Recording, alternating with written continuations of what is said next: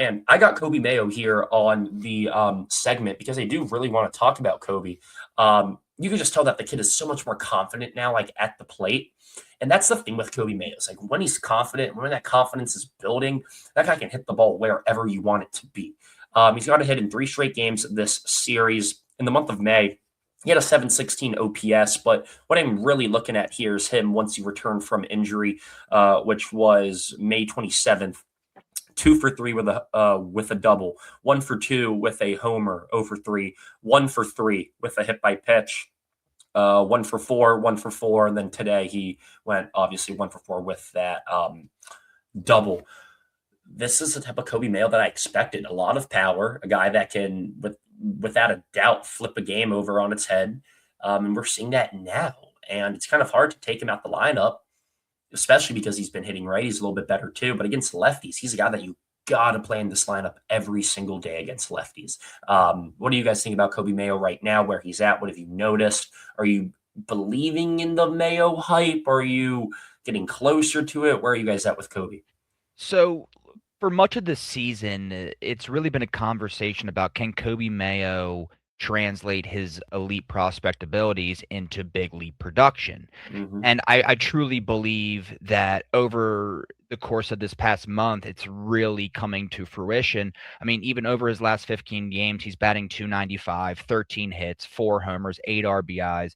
And even when he's not getting on base, I mean, he's averaging, 92 exit velocity, almost a 50% hard hit Encouraging. rate. I mean, he's barreling balls up at almost 10%. I mean, these are metrics and stats that when they're not producing to, on the field stats, traditional stats, dude, that's something you want out of a middle of the lineup guy. And this is really encouraging, and I'm really happy for the turnaround.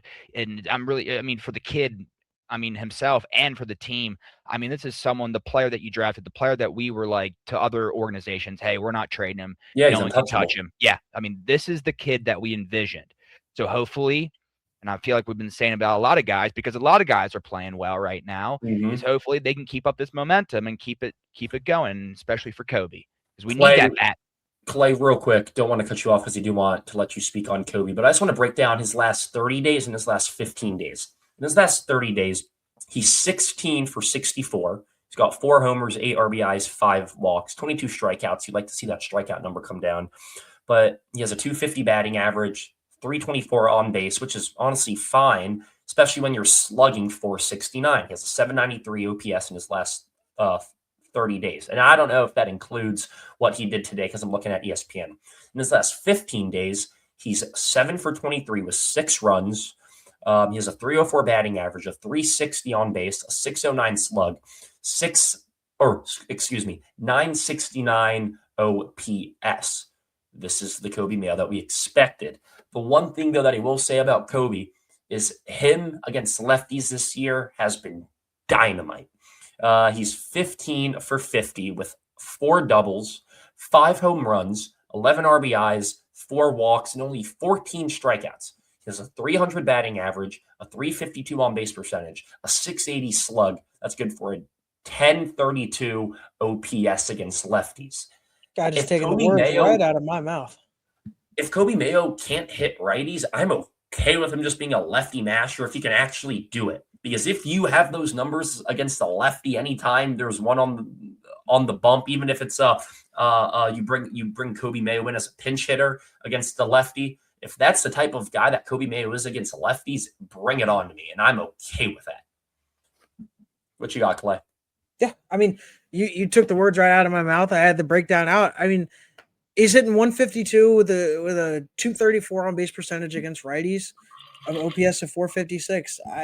At the end of the day, if Coby Mayo is that guy that we just say, you know what, you're going to play 3 days a week against lefties, you're not going to see a bad against righties, unless you're in the lineup against a lefty and we somehow are in a situation where keep you going. But I'm okay with him being a platoon guy. I mean, I don't know who that guy is at third base that you're going to play.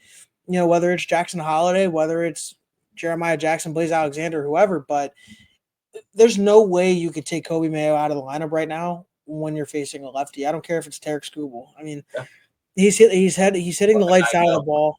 Yeah.